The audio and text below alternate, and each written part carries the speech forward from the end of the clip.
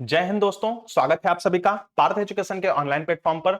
मैं डॉक्टर अमित पांडे आप सभी का हार्दिक स्वागत और अभिनंदन करता हूं। तो बच्चों, आप सब लोगों को पता है कि हम लोग 15 मिनट स्पेशल की क्लासेस आप लोगों के लिए लेकर के आते हैं, जिसमें आज का टॉपिक आप लोगों का है क्षय रोग यानी टीबी, जिसे ट्यूबरकुलोसिस के नाम से भी जाना जाता है। तो चलिए हम लोग चलते हैं अगली स्लाइड पे और जल्दी से इसका अध्ययन करना आरंभ करते हैं बिना किसी देरी के। तो बच्चों देखिए, आप लोगों के सामने पूरी स्लाइड यहां पर बनकर के रखी हुई है, जिसमें शॉर्ट में सब कुछ लिखा हुआ है, जिसके बारे में मैं आप लोगों को समझाऊंगा कि आप लोगों के एग्जाम में क्या क्या प्रश्न पूछे जाते हैं। यहाँ पे जो भी चीजें समझाई जाएंगी आप लोगों को, वो आपके एग्जाम की दृष्टि से समझाई जाएंगी। ठीक है बच्चों, तो इस चीज का ध्यान रखिएगा। देखिए, जब आप लोग परीक्षा देने जाते हो ना बच्चों, तो जरूरी नहीं है कि क्षय रोग जो है वो क्षय रोग नाम से ही आपके एग्जाम में पूछा जाए। ठीक है, तो आप लोगों को ये चीज ध्यान रखनी है। जानते हो, क्षय रोग के बहुत सारे उपनाम हैं, जिन नामों से सीधे सीधे आपके एग्जाम में यूपीपीएससी वगैरह सीधे सीधे प्रश्न पूछ लेते हैं। बिहार पीएससी वगैरह के कोई भी एग्जाम आप देने जाओगे ना, ठीक है, जैसे बिहार वगैरह का भी आप लोग टीचिंग वगैरह का एग्जाम देते हो ना, जैसे यूपीपीएससी का एलटी ग्रेड का है, वैसे ही बिहार वगैरह का भी होता है। ठीक है, तो वहां का टीजीटी पीजीटी का परीक्षा अगर आप देने जाओगे ना, तो वहां पे अलग नामों से पुकारते हैं, तो इसलिए सारे नाम यहाँ पे लिखे हुए हैं। तो देखिए, आप लोगों को याद रखना है कि तपेदिक नाम जो है ये क्षय रोग का ही नाम है। ठीक है, तपेदिक ट्यूबरकुलोसिस यानी क्षय रोग को ही कहते हैं। ठीक है बच्चों, इसके अलावा इसे यक्ष्मा भी कहा जाता है। बिहार और एमपी, ठीक है, इन दो लोगों ने यक्ष्मा और राज यक्ष्मा नाम से क्वेश्चंस पूछे हैं आप लोगों की परीक्षा में। और भैया, जब ये क्वेश्चन पूछे गए तो बच्चों को समझ में ही नहीं आया कि यक्ष्मा और राज यक्ष्मा कौन सी बीमारी है। तो आप लोगों को अच्छे से ध्यान रखना है कि यक्ष्मा और राज यक्ष्मा क्षय रोग यानी टीबी को ही कहते हैं। टीबी को आप लोगों को पता ही है, टीबी नाम से भी जाना जाता है, और टीबी का फुल फॉर्म होता है ट्यूबरकुलोसिस। ठीक है, ट्यूबरकुलोसिस बैक्टीरिया। ठीक, तो आप लोगों को यह चीज ध्यान रखनी है। ठीक है बच्चों, तो ये सारे नाम आप लोग अच्छे से याद रखिएगा कि ये सारे नाम किसके हैं, टीबी के ही हैं। ठीक, अब इसके बाद चलते हैं बच्चा, हम लोग देखते हैं कारक, कि कारक मतलब किसके कारण ये रोग होता है या किसके कारण यह बीमारी होती है। तो बच्चों, आप लोगों को अच्छे से पता रखना चाहिए कि भैया माइक्रोबैक्टीरियम ट्यूबरकुलोसिस नाम का एक जीवाणु होता है। ठीक है, क्या है, यह एक जीवाणु है। जीवाणु मतलब भैया बैक्टीरिया है यह। ठीक है, तो आप लोगों को इस बैक्टीरिया का नाम अच्छे से याद रखना है।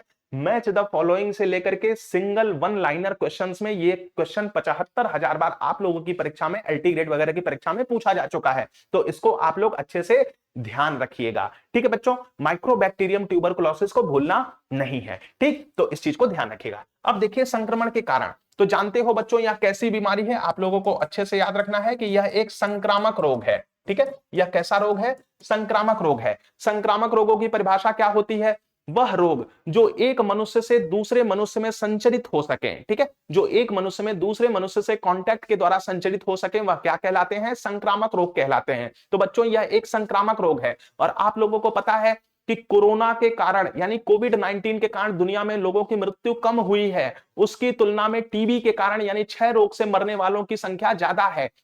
और भाई, कोरोना में, ठीक है, कोरोना अगर 1000 आदमियों को होता था तो उसमें से एक इंसान की मृत्यु होती थी। लेकिन अगर टीबी किसी को होता है ना, ठीक है, तो 100 में से 2-3 लोग निपट जाते हैं, मतलब उनके बचने की संभावना नहीं रहती है। ठीक, तो आप समझ लीजिए कि कोविड-19 की तुलना में यह ज्यादा घातक है। और जिस तरीके से कोविड-19 फैलता था, ठीक है, मतलब कि भैया खांसना, छींकना, ठीक है, इन सब चीजों से कोविड-19 फैल जाता था ना, कि कोविड-19 का मरीज अगर आपके आसपास में घूम रहा है, एक ही लिफ्ट में आप ट्रेवल कर रहे हैं और भैया बगल में वो कोविड-19 का मरीज है, उसने खांस छींक दिया तो आपको कोविड-19 हो जाता था।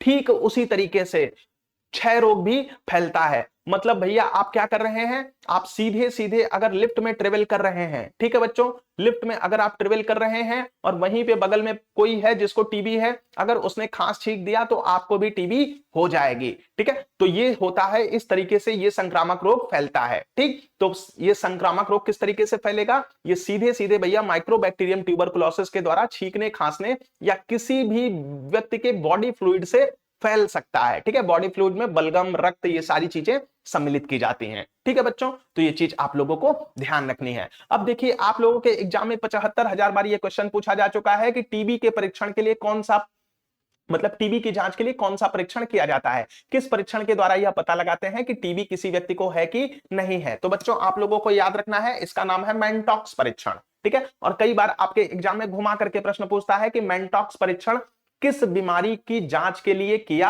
जाता है। तो आपको याद रखना है तपेदिक यानी क्षय रोग की जांच के लिए मेंटॉक्स परीक्षण किया जाता है। ठीक है बच्चों, तो ये चीज आप लोगों को अच्छे से ध्यान रखनी है। ठीक, अब हम लोग चलते हैं इलाज की तरफ। इलाज के बारे में लोगों को पता नहीं होता है ना, तो इसके बारे में हम लोग थोड़ा विस्तृत अध्ययन करेंगे। देखिए, टीबी कोई लाइलाज बीमारी नहीं है। ऐसा नहीं है कि अगर टीबी किसी व्यक्ति को हो जाएगी तो उसका मरना तय है। मैंने क्या बताया कि भैया 100 लोगों को होती है तो 2-3 लोग इससे मर जाते हैं, क्योंकि उनको जानकारी का अभाव होता है, उनको पता नहीं होता है ना, तो इसलिए मरते हैं। बाकी भाई टीबी कोई लाइलाज बीमारी नहीं है, कोई बहुत बड़ी बीमारी नहीं है। अगर किसी को हो भी जाए तो आराम से वो व्यक्ति ठीक हो सकता है। देखिए, टीबी के लक्षणों में क्या सम्मिलित होता है? टीबी के लक्षणों में तीव्र ज्वर तो आता ही है, व्यक्ति का वजन तेजी से कम होता है ना। इसके अलावा व्यक्ति जो है वो खांसता रहता है, उसको लगातार खांसी आती है और वह खांसी खत्म नहीं होती है। इसके अलावा भैया उसके गले में लगातार बलगम बनता है, लगातार खराश बनी रहती है। तो ये सारे के सारे टीबी के लक्षण हैं। ठीक, इसके अलावा कुछ समय के बाद व्यक्ति के स्पुटम यानी बलगम में क्या होता है, खून भी आने लगता है। ठीक, तो ये सारी चीजें टीबी के लक्षण होती हैं,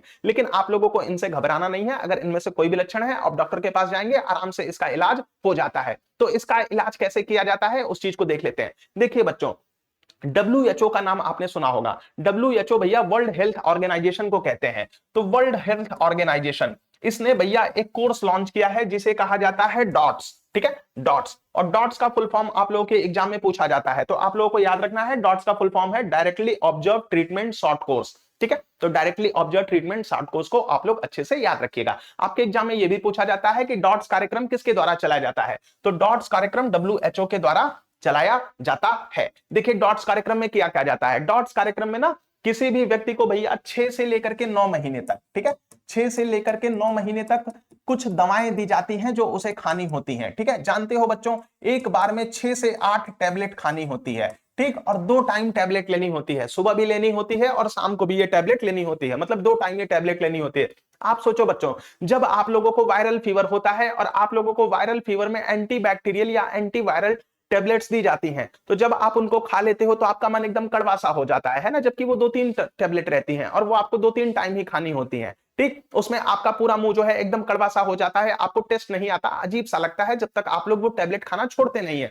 भैया यहाँ पे क्या है, यहाँ पे 6 से लेकर के 9 महीने तक आपको 6 से 8 टैबलेट 2-2 टाइम खानी है। ठीक, कुछ लोगों में 12-12 टैबलेट खानी होती है दोनों टाइम, तो दिन भर में कितनी टैबलेट हो गई, दिन भर में 24 से लेकर के 30 टैबलेट हो गई। इतनी टैबलेट रोज खानी होती हैं, और ये सारी टैबलेट कैसी होती हैं, ये सारी टैबलेट एंटीबैक्टीरियल होती हैं। तो जिस भी व्यक्ति को ये टैबलेट खानी पड़ती है उसके मुंह का टेस्ट अजीब सा हो जाता है। ठीक है, आप खुद ही सोच करके देख लीजिए कि 6 से 9 महीने तक ये टैबलेट खानी है। ठीक, तो बच्चों उस व्यक्ति का पूरा मन एकदम कड़वा सा हो जाता है। इसलिए बहुत सारे लोग जो है ना, जिनको टीबी होता है, वो बीच में ही टैबलेट खाना छोड़ देते हैं और टीबी से वो ठीक नहीं हो पाते।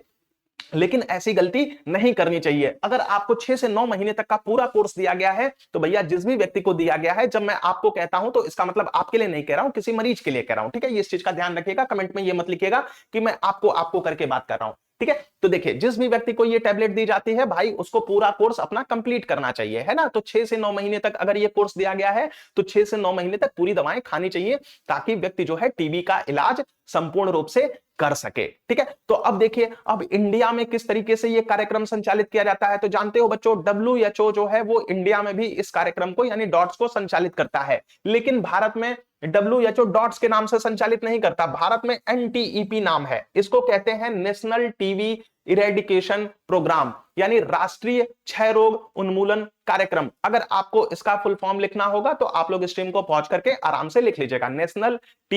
नेशनल ट्यूबरकुलोसिस इरेडिकेशन प्रोग्राम इसका फुल फॉर्म होता है ना। तो इसमें राष्ट्रीय क्षय रोग उन्मूलन कार्यक्रम में क्या किया जाता है, यही डॉट्स वाली दवाएं दी जाती हैं जो WHO संचालित करता है ना। और व्यक्ति के ऊपर निगाह भी रखी जाती है कि व्यक्ति उसे ठीक से खा रहा है कि नहीं खा रहा, क्योंकि जानते हो बच्चों, अगर किसी व्यक्ति ने बीच में खाती हुई दवाइयों को छोड़ दिया तो जानते हो क्या होता है, तब ये जो टीबी है ये MDR टीबी में बदल जाता है। किस में बदल जाता है, मैं यहां पे लिख दे रहा हूं, इसे कहते हैं MDR टीबी। और जानते हो MDR टीबी बहुत घातक होती है, क्योंकि इसका नाम क्या है, इसका फुल फॉर्म होता है multi drug resistant TB.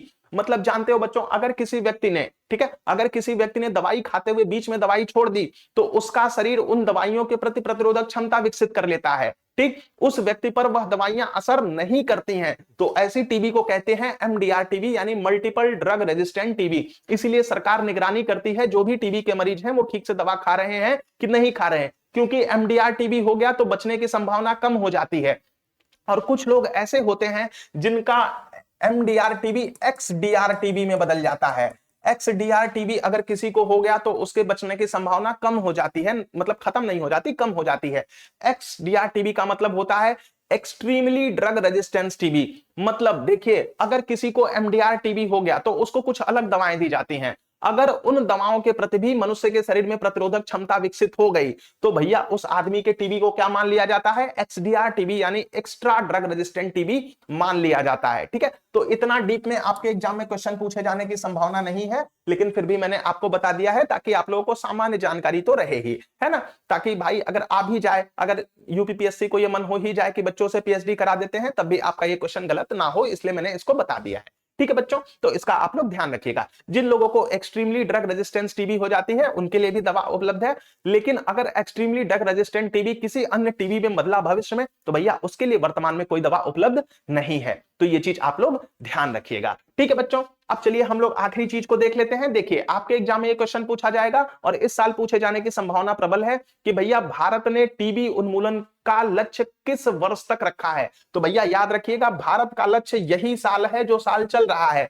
Bharat ने 2025 को ही टीबी उन्मूलन का लक्ष्य वर्ष घोषित करके रखा हुआ है, अर्थात 2025 में पूरे विश्व में से नहीं, पूरे भारत में से टीबी का उन्मूलन कर दिया जाएगा। ठीक है, तो इसलिए ये क्वेश्चन बहुत ज्यादा इंपॉर्टेंट हो गया है। तो टीबी पे आपके एग्जाम में क्वेश्चन आने की प्रबल संभावना है, इसीलिए मैंने ये सारी चीजें आपको पूरा विस्तार से बता दी हैं। तो इनको आप लोग नोट कर लीजिएगा और अच्छे से पढ़ करके रट्टा मार करके तब एग्जाम में जाइएगा। ठीक है बच्चों, तो चलिए आप लोग अपना ख्याल रखिएगा, मिलते हैं आप लोगों से अगली कक्षा में। सभी बच्चों का दिन शुभ हो। बाय बाय, गुड नाइट, मतलब गुड नाइट तो नहीं, बाय बाय, शुभ दिन आप सब लोगों का। ठीक है, बाय बाय।